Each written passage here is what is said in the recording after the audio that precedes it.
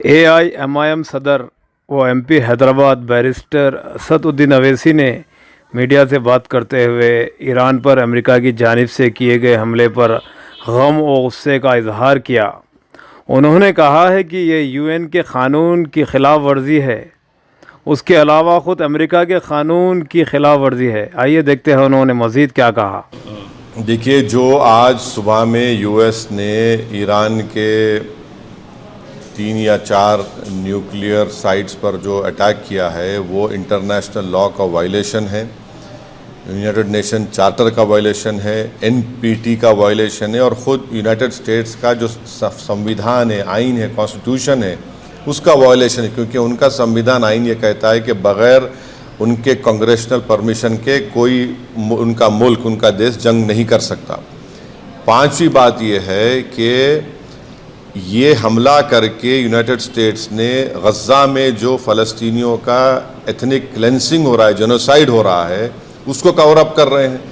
और इजराइल जिसके पास 700-800 nuclear warhead है, जो एनपीटी को साइन नहीं किया, जो आईएईए के इंस्पेक्टर्स को अलाउ नहीं करता, उस पर कोई बात ही नहीं कर रहा है।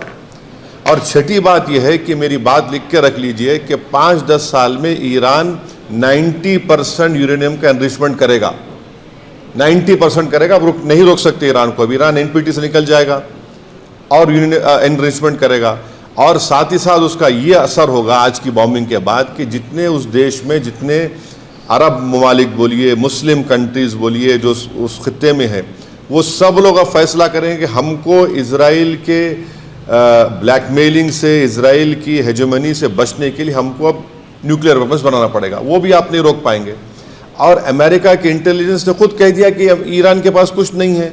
तुलसी गबार्ड का स्टेटमेंट है।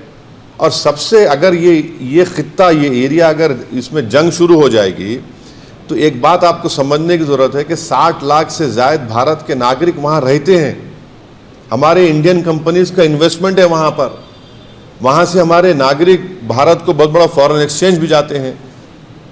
अनलाइक नॉर्थ अमेरिका के, वहाँ तो इनकम टैक्स भी नहीं लिया जाता उनसे।